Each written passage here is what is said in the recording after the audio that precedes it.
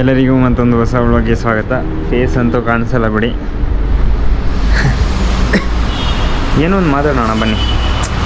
ಇವತ್ತು ಯಾವ ಥರ ಇತ್ತು? ಸೊ ಇವತ್ತು ಅಂದರೆ ಟ್ಯೂಸ್ಡೇ ಅಲ್ವಾ, ಸ್ವಲ್ಪ ಇವತ್ತು ಆಟಾಡೋಕೆ ಹೋಗಿ ಬಂದೆ. ಸೊ ಆಟ ಆಡೋಕೆ ಏನು ಅನಿಸ್ತು ಅಂದರೆ, ನಾನು ನಾಳೆ ಆಟ ಇಲ್ಲೋಯ್ತು ಒಂದು ಸೆಕೆಂಡ್ ಅನಿಸ್ಬಿಡ್ತು. ನಾನು ನಿಜ ಹೆಂಗಂದರೆ ಅದು ಹೆಂಗೋ ಅದು ಗೊತ್ತಿಲ್ಲ. ಅಂದರೆ ಟರ್ಫಲ್ಲಿ ಈ ಥರ ಆಗ್ತಿದೆಯಾ ಇಲ್ಲ ಹೆಂಗೆ ಅಂತ. ಸೊ ನಮ್ಮಲ್ಲಾಡೋ ನಾನು ಎಂಥ ಶೂಟ್ ಅಂದರೆ, ನಾನು ತುಂಬ ಹೈಟ್ ಹೋಗೋ ಥರ ನನಗೆ ಎಕ್ಸಾಕ್ಟ್ ಕೆಳಗಡೆ ಹೊಡೆಯೋ ಶೂಟು ಚೆನ್ನಾಗಿ ಬರ್ತಾಯಿತ್ತು. ಈಗ ಎಷ್ಟು ಹೊಡೆದ್ರು ಈ ಬೂಟಲ್ಲಿ ಇದರಲ್ಲಿ ಚೆನ್ನಾಗಿ ಇದಾಗ್ತಾಯಿದೆ ಅಂದರೆ ಬಾಲ್ ಕಂಟ್ರೋಲ್ ಸಖತ್ತಾಗಿ ಸಿಗ್ತಾಯಿದೆ. ಬಟ್ ಅದು ಡೈಲಿ ಆಡಿದಾಗ ಇದು ಬರುತ್ತಲ್ಲ, ಸೊ ಆ ಥರ ಗೇಮ್ ಪ್ಲೇ ಬರ್ತಾಯಿಲ್ಲ. ಆಯಿತಾ, ಅದೇ ರೀಸನ್ ಏನಂದರೆ ಡೈಲಿ ಆಡ್ತಾಯಿಲ್ಲ, ಅದೇ ಮೇನ್ ರೀಸನ್ನು. ಈ ನಾನೇ ನೋಡೋದಾಗ ಇವಾಗ ಬ್ಯಾಂಗ್ಳೂರು ಬಂದೆ 1 ಇಯರ್ ಇತ್ತು. ಸೊ ಈ 1 ಇಯರಲ್ಲಿ 1 ಇಯರ್ಗೂ ಮುಂಚೆ ನಾನು ಹೆಂಗೆ ಆಡ್ತಾಯಿದ್ದೆ ಅಂದರೆ, ಕಂಟಿನ್ಯೂಸ್ ಈವ್ನಿಂಗು ಡೈಲಿ ಆಡ್ತಾಯಿದ್ವಿ ಫುಟ್ಬಾಲು. ಸೊ ನಾನು ಆಡೋಕ್ಕೆ ಹೋಗದೇ ಇದ್ದರು, ಅಂದರೆ ಗ್ರೌಂಡಲ್ಲಿ ಆಡೋಕ್ಕೆ ಹೋಗ್ತಿದ್ರು, ಮನೇಲಿ ಒಬ್ಬನೇ ಸದಾ ಆಡ್ತಾಯಿದ್ದೆ. ಅಂದರೆ ಸುಮ್ಮನೆ ಟಚ್ ಆಡೋದು ಏನೋ ಒಂದು ಮಾಡ್ತಾ ಇರ್ತಾಯಿದ್ದೆ, ಸಿಂಪಲ್ ಸ್ಕಿಲ್ಸ್ ಕಲಿಯೋದು. ನನಗೇನು ಅದೇನೋ ಗೊತ್ತಿಲ್ಲ, ಒಬ್ಬನೇ ಇರೋವಾಗಲೂ ಆಡೋದಕ್ಕೂ ಮನಸ್ಸಾಗ್ತಾಯಿತ್ತು. ಸೊ ಒಬ್ಬನೇ ನಾನು ಏನು ಮಾಡ್ತಾಯಿದ್ದೆ, ಆಡ್ತಾಯಿದ್ದೆ. ಸೊ ಆವಾಗ ಇವರು ಈ ಲೊಕೇಶನ್ಗೆ ಇವ್ರು ಯಾಕೆ ಬಂದರು ಇವತ್ತು. ಸೊ ಒಬ್ಬನೇ ಇದ್ದಾಗೂ ಚೆನ್ನಾಗಿ ಪ್ರಾಕ್ಟೀಸ್ ಎಲ್ಲ ಮಾಡ್ತಾಯಿರ್ತಿದ್ದೆ. ನನಗೆ ಫುಟ್ಬಾಲ್ ಅಂದರೆ ಆ ಥರ ಅಷ್ಟೊಂದು ಕ್ರೇಜ್ ನನಗೆ. ಇವಾಗಲೂ ಆ ಕ್ರೇಜ್ ಹೋಗಿ ಏನಿಲ್ಲ. ಬಟ್ ಈ ಆಟ ಎಲ್ಲ ನೋಡಿದಾಗ ಈ ಥರ ಅಂದರೆ ಇವತ್ತು ಪರವಾಗಿಲ್ಲ, ಒಂದು ಗೋಲಾದರೂ ಹೊಡೆದೆ. ಅದು ತುಂಬ ಸಿಂಪಲ್ ಗೋಲು ಆ್ಯಕ್ಚುಲಿ ಖುಷಿ ಆಯಿತು. ಆ ಥರ ಚೆನ್ನಾಗಿರೋ ಗೋಲ್ ಅದು, ಅಂದರೆ ಅಷ್ಟು ಸಿಂಪಲ್ ಟಚ್ಚಲ್ಲಿ ಗೋಲ್ ಹಾಕಿದ್ದೀನಿ ಅಂದರೆ ಕ್ರೇಜಿ ಗೋಲ್ ಅದಂತೂ.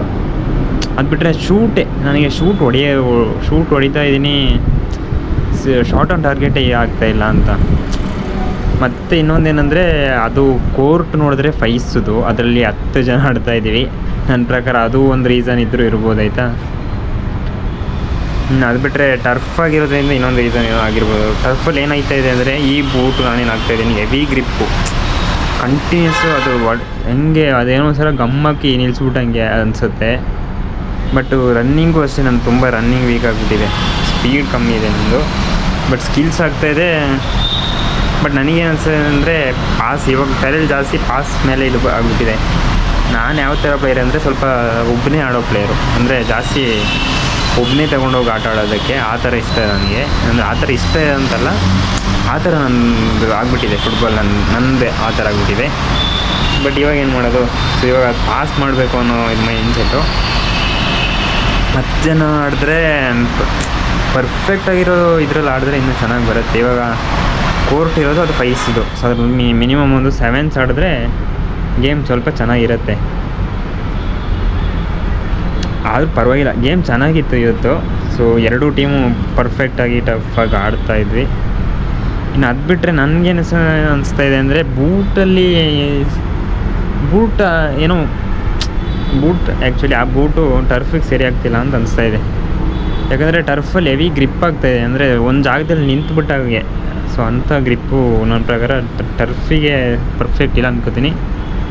ನೋಡೋಣ. ಬಟ್ ಬೂಟ್ನೇ ಇದು ಮಾಡೋಕ್ಕಾಗಲ್ಲ, ಯಾಕಂದರೆ ನಮ್ಮ ಆಟನೂ ಇಂಪ್ರೂವ್ ಮಾಡ್ಕೋಬೇಕು.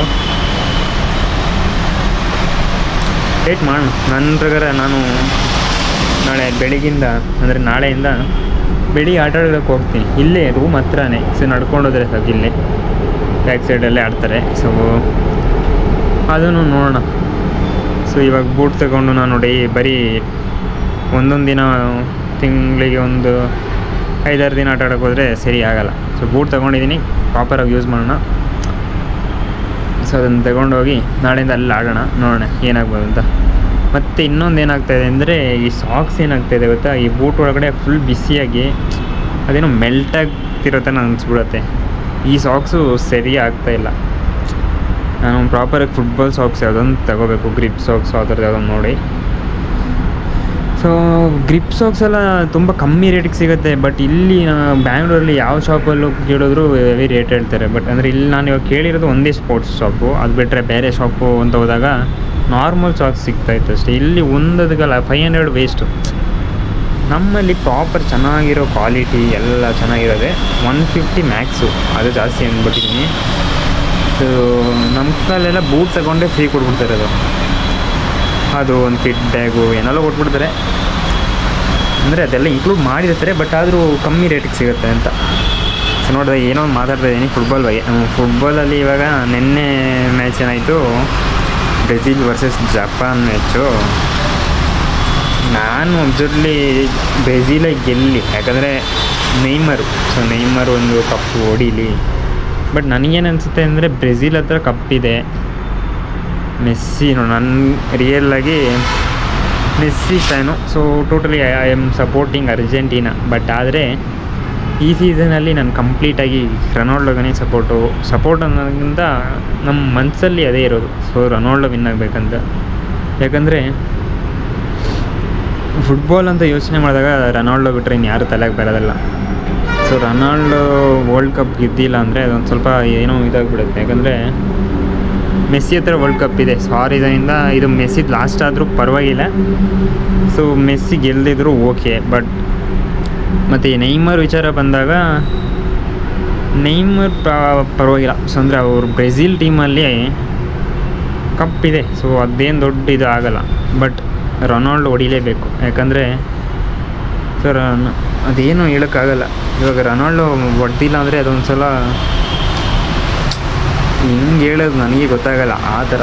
ಸೊ ನೀವು ಅರ್ಥ ಮಾಡ್ಕೊಳ್ಳಿ, ಫುಟ್ಬಾಲ್ ಗೊತ್ತಿರೋದಷ್ಟೇ.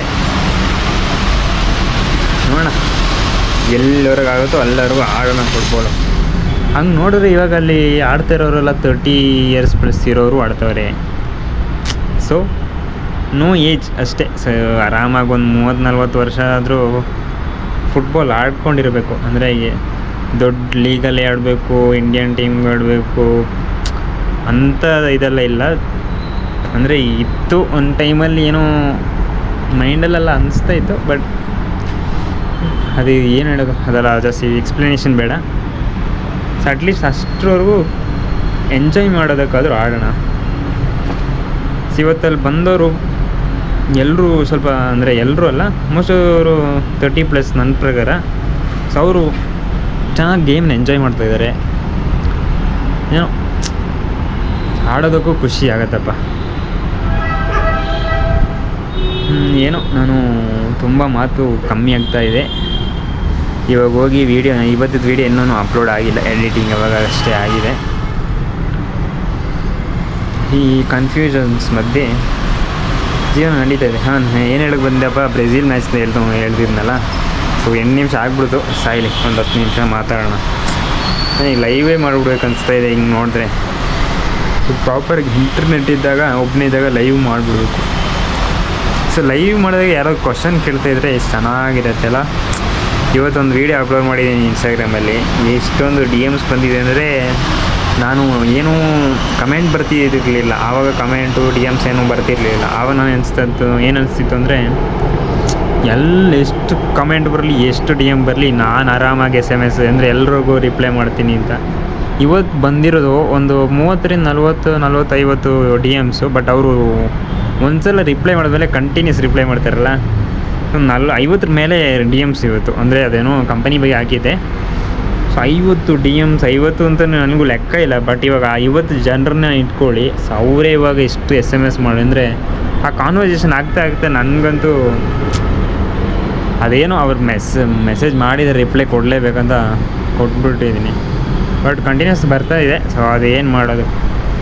ಸೊ ಅದರಲ್ಲೂ ಅಷ್ಟೇ, ಅದು ಬಿಟ್ಟು ಇನ್ನು ಅದಕ್ಕೂ ಮುಂಚೆ ಒಂದು ವೀಡಿಯೋ ಅಪ್ಲೋಡ್ ಮಾಡಿ, ಅದರಲ್ಲಿ ಕಂಪ್ಲೀಟು ಫುಲ್ ಲೊಕೇಶನ್ ಇದ್ದ, ಅಂದರೆ ಅದು ಯಾವುದೋ ಲೊಕೇಶನ್ ಬಗ್ಗೆ ವೀಡಿಯೋ ಮಾಡಿ ಹಾಕಿದ್ದೆ. ಸೊ ಆ ಲೊಕೇಶನ್ ಕಳಿಸ್ಕೊಡಿ ಅಂತ ಕಂಟಿನ್ಯೂಸ್ SMS ಬಂತು. ಎಲ್ಲರೂ ಕಳಿಸ್ಬಿಡ್ಬೋದು ಅಂದ್ಕೊಂಡೆ, ಆಗಲಿಲ್ಲ. ಹೆವಿ ಕಷ್ಟ ಗುರು.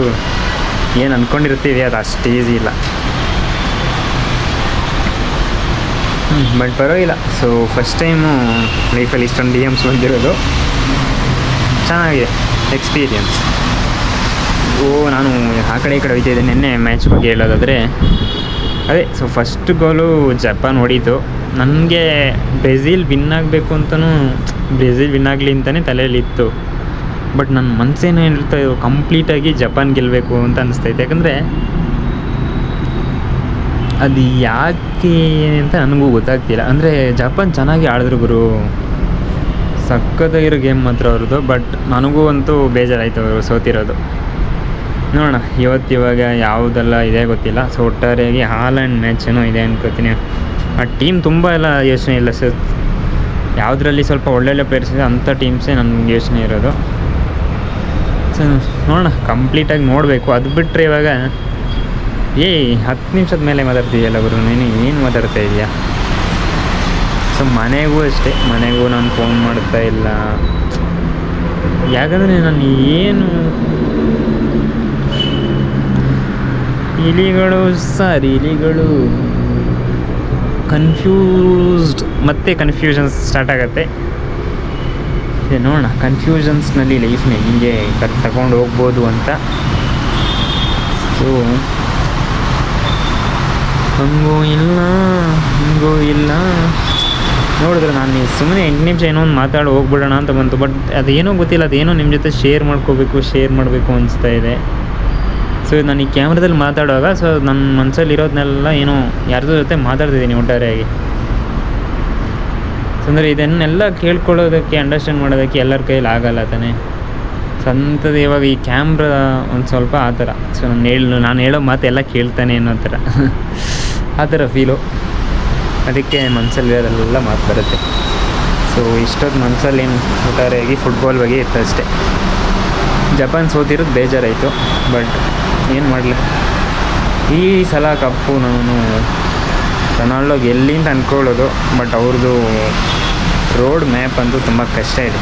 ಅಂಥ ಒಳ್ಳೊಳ್ಳೆ ಟೀಮ್ಸ್ ಇದೆ. ಬಟ್ ಆದರೆ ನಿನ್ನೆ ಅಷ್ಟು ಚೆನ್ನಾಗಿ ಆಡಿರುವಂಥ ಜರ್ಮನಿ ಟೀಮ್ ಸೋತಿರುವಂಥದ್ದು ತುಂಬಾ ಒಂದು ಆಶ್ಚರ್ಯಕರ ಸುದ್ದಿ ನನಗೆ. ನಾನು ಮ್ಯಾಚ್ ನೋಡಲಿಲ್ಲ, ಬೆಳಿಗ್ಗೆ ನೋಡ್ತೀನಿ ಫೀಫಾದ ಪೋಸ್ಟ್ ಹಾಕಿದ್ರು ಇನ್ಸ್ಟಾದಲ್ಲಿ.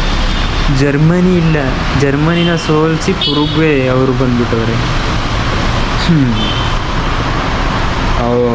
ಆವಾಗ ಅನಿಸ್ತು. ಸೊ ಅನ್ಎಕ್ಸ್ಪೆಕ್ಟೆಡೇ. ಸೊ ಅದೊಂದು ಯಾವುದೆಲ್ಲ ವೀಡಿಯೋದಲ್ಲಿ ನೋಡಿದೆ. ಸೊ ಅವರು ಪ್ರೆಡಿಕ್ಷನಲ್ಲಿ ಈ ಸಲ ಇಂಗ್ಲೆಂಡ್ ಗೆಲ್ತಾರೆ ಅಂತಾರೆ.